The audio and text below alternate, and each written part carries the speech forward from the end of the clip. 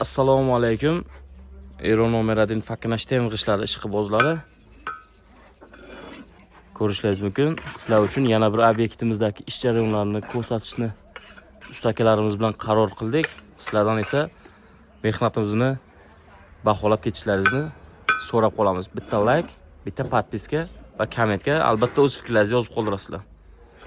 G'ishlarimiz haqida ma'lumotlar berib o'tamiz. G'ishlarimiz Eron g'ishlari bo'ladi akalar. Issiq sovuqqa, qor yomg'irlarga o'ta chidamli tashqi remontlarni biri hisoblanadi. Razmerlari esa uzunligi 20 cm, qalinligi 2 cm, bariga 5,5 cm. Devor bilan qanday svyazka bo'ladi deb ko'pchilik o'ylashi mumkin. Devorlarimiz обязательно sement shuvoq shkaturka bo'lishi mutlaq shart emas. Обычный mana shunday paxsa devor bo'lsa ham bo'laveradi. G'ishni terilgandan keyin devorga dubl mixlarni qo'qib, simlarni to'qib, orqa tarafiga esa rastor quyiladi. Rastor quyilganda esa g'ishlar mana shunday nam holatga bo'ladi va tepadagi 5-6 qator g'ishtimiz esa orqasiga hali rastor quyilmagan. O'shaning uchun g'isht o'z rangida turibdi. Orqasiga rastor qo'yilganda mana shu nam holatda bo'ladi. Quyoshli, issiqli kunlarda g'ishtlarning nami o'zi avtomatik yo'qolib ketib, ya'ni o'z holiga qaytaveradi sekinlik bilan.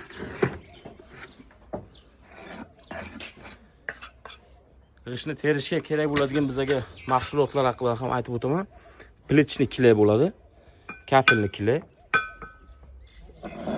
Mana shunday kafilni kile orqali g'ishtlarni terib ketaveramiz. Katta ustozimizni taniganlar bo'lsa, yozib qoldirasizlar. Ustobo, podpischilarga bir rolma deb qo'ying, taniganlar bo'lsa agar. Taniganlarga salom. Taniganlarga salom. Ustobo yoshingiz nechida? 62 da.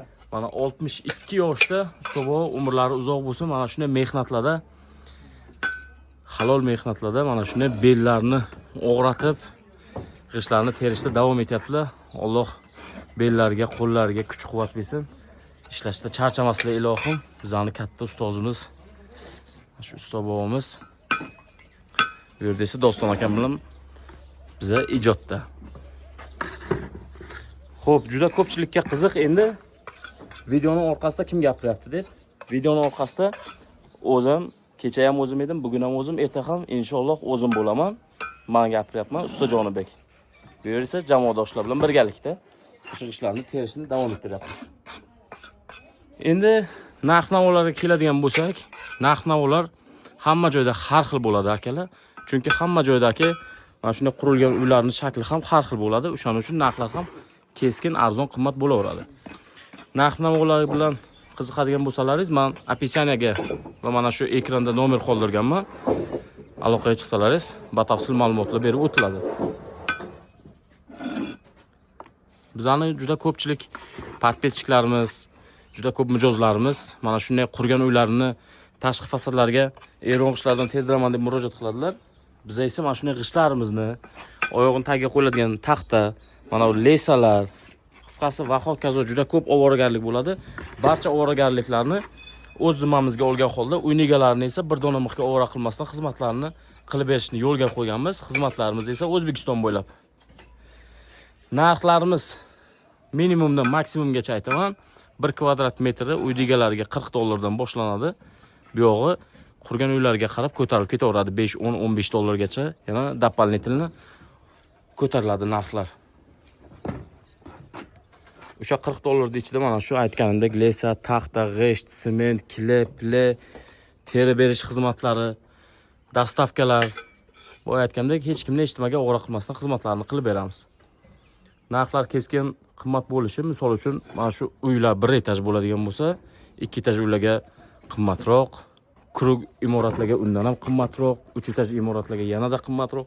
Xullas kalom, imoratning ko'rinishiga qarab, ishni og'ir, yengilligi, oson, qiyinligiga qarab narxlarimiz qimmatlashib boraveradi. Ya'ni minimumdan $40, maksimum $100 gacha chiqib boraveradi kvadrat metri.